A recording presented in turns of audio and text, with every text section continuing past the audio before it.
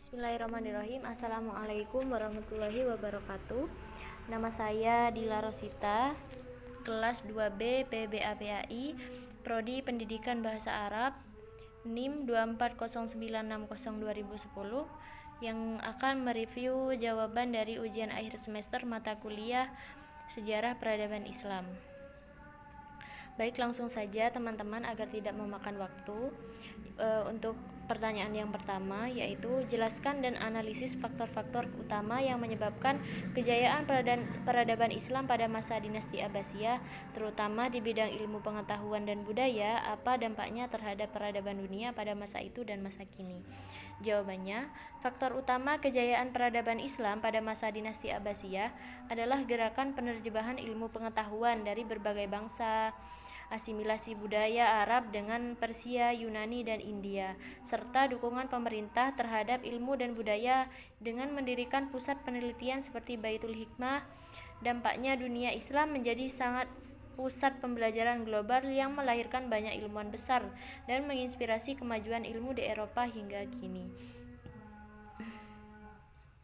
Warisan keilmuan dan toleransi budaya pada era Abbasiyah masih terasa dalam perkembangan sains dan budaya modern saat ini. Kemudian untuk pertanyaan yang kedua, bandingkan pola pemerintahan dinasti Umayyah di Damaskus dengan dinasti Abbasiyah di Baghdad.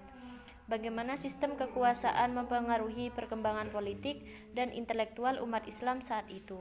Nah, jawaban saya di sini, dinasti Umayyah di Damaskus menerapkan sistem pemerintahan monarki turun-temurun yang didominasi golongan Arab, sedangkan dinasti Abbasiyah di Baghdad lebih inklusif terhadap non-Arab dan membuka ruang bagi partisipasi kelompok lain seperti Persia. Sistem kekuasaan Abbasiyah yang terbuka mendorong perkembangan politik dan intelektual melalui toleransi, keragaman, serta dukungan para ilmuwan dan filsuf.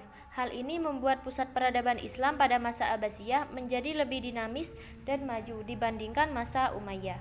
Kemudian pertanyaan yang ketiga, analisis peran peradaban Islam di Andalusia atau Spanyol sebagai jembatan ilmu antara timur dan barat.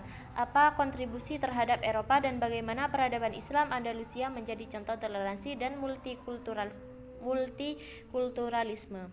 Jawaban saya di sini, peradaban Islam di Andalusia berperan sebagai jembatan ilmu antara timur dan barat dengan menyebarkan pengetahuan, seni, dan teknologi di Eropa, khususnya melalui kota-kota seperti Cordoba dan Granada.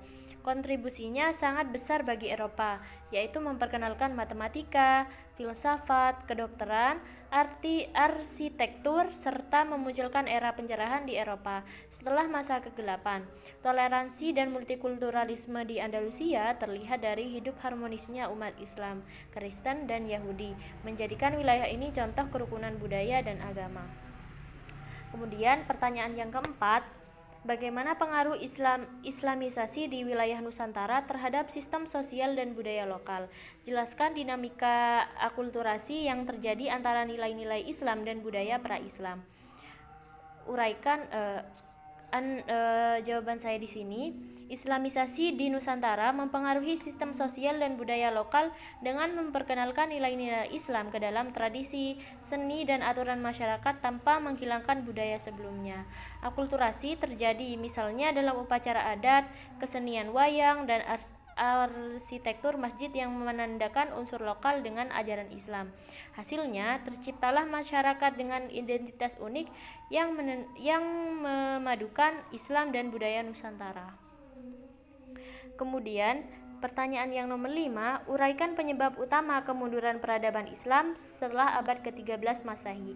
Analisis, apakah faktor eksternal atau internal yang lebih dominan serta pelajaran yang bisa diambil oleh umat Islam masa kini. Nah, jawaban di sini, penyebab utama kemunduran peradaban Islam setelah abad ke-13 Masehi adalah serangan eksternal seperti invasi Mongol dan perang salib, serta faktor internal lebih dominan karena perpecahan membuat umat Islam sulit bangkit walau ancaman eksternal sudah berlalu. Pelajarannya, umat Islam masa kini perlu menjaga persatuan, mengembangkan pendidikan, dan terbuka pada perubahan agar tidak terulang kemunduran-kemunduran serupa. Baik, itu saja mungkin yang bisa saya sampaikan. Kurang lebihnya mohon maaf. Wassalamualaikum warahmatullahi wabarakatuh.